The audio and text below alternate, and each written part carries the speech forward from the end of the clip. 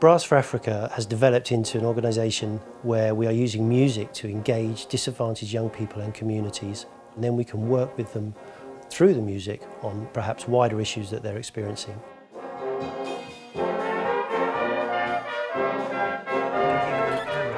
The opportunity came up to take Alison Balsom and Guy Barker to see the projects in Kampala. Alison, multi-award-winning instrumentalist, an incredible educator herself. Guy, virtuoso jazz trumpeter and one of the most in-demand composers and arrangers today.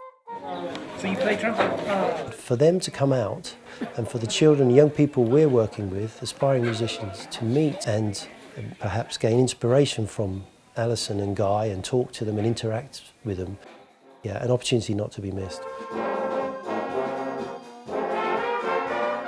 There's something about Brass for Africa where I just knew it was absolutely the right thing for me to help, because the inclusiveness of playing brass instruments and the fact that this incredible charity has been set up in Africa, it would be crazy not to support.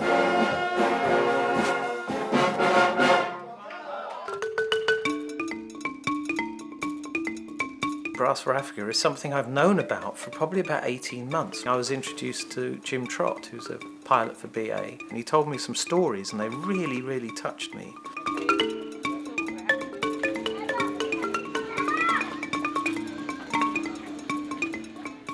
Okay, you know, before meeting Brass for Africa, life wasn't so easy, because, you know, on streets, like, you can get something to eat, they come and, like, grab it and run away, so you have you cry. Even though you cry, no one can care like about you.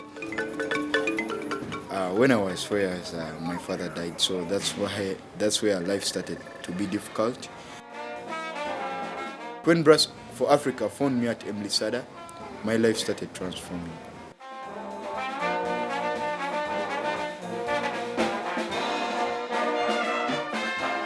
I never used to speak like to people who are important in my life, who can help me, but now I can speak to a person and understands my problems.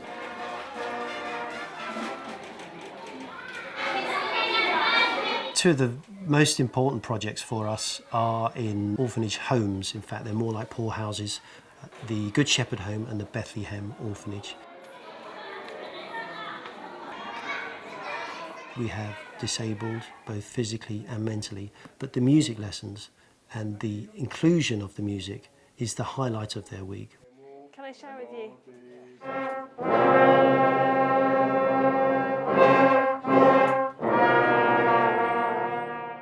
Seeing the little kids playing in the band just now, it just gives them a reason to live. You know, you can see that this is their special thing and they're all playing away on their instruments. It's magical.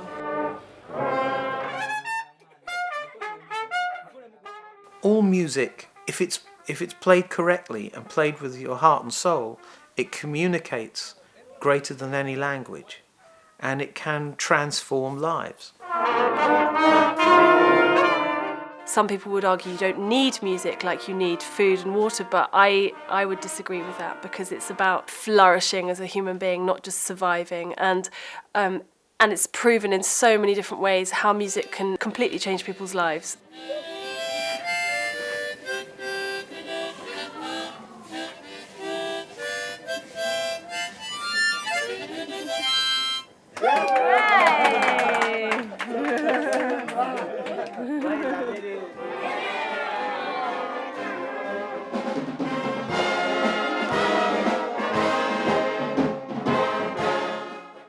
Sada, over the last 15, 16 years, have developed the ability to work with children from disadvantaged backgrounds, street kids, orphans, and now have the skills to engage them. They know how to teach them in music and how to mentor them in life skills. Brass for Africa has helped me, like, first of all, instruments. I told you now I have my own instrument. Yeah, I get new skills, bringing new teachers to teach me. Yeah, and new important people like Alison is coming to meet me. Okay, because this is what makes your sound. It's really important you take enough air. I'm so boring about air. When I teach, I just talk about breathing for hours and hours. I try these ones. Yeah, why not?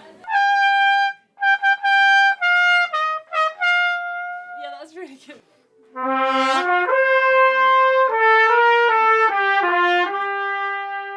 Working with Lillian was a great, inspiring experience for me. She's the perfect model of what Brass for Africa is trying to achieve, where she's come from the most, horrific circumstances, and she's made herself into this really extraordinary, intelligent, very valuable young woman.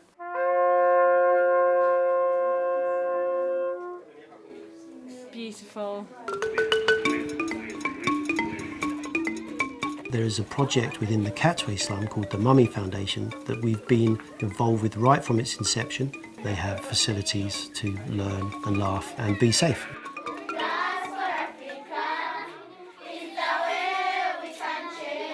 The Mummy Foundation is the most amazing organisation. I mean, they're in this tiny room, like sort of 3 metre square. There's about 50 kids in there, but they're all really well behaved. They're all learning songs and poems and all sorts.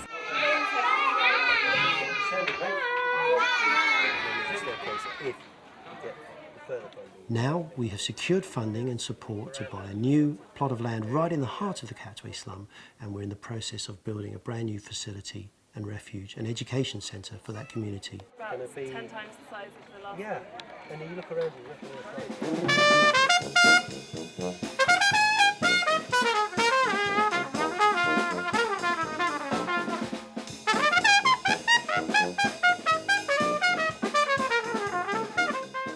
It was their enthusiasm, Ronald, for example, he just, he wanted to blow that trombone straight.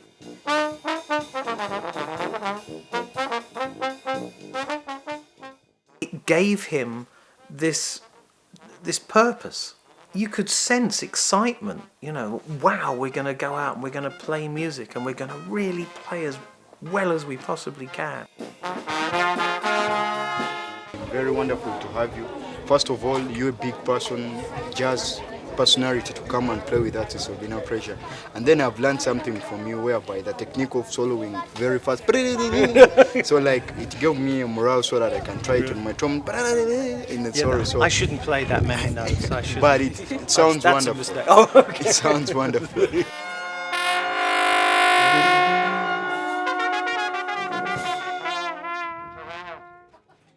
The plan at the end of the week is to perform right on the site of the brand new Mummy Foundation, soon to be erected, and introduce that foundation and our musicians to the community at large.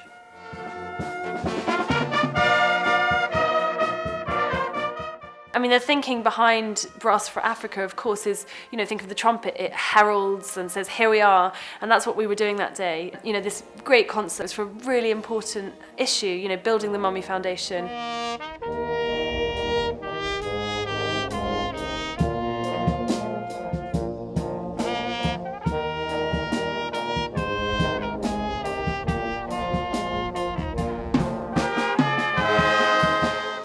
The music gives them this incredible sense of believing in themselves and seeing what they can do and giving them some self-confidence. And to see that almost day by day improving it's a life force, it's vital.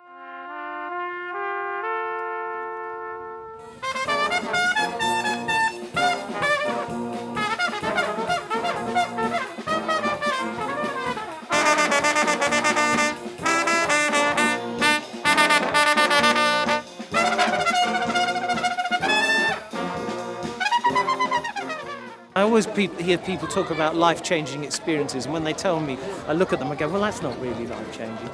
But this has certainly changed my life, and I'm grateful for everybody.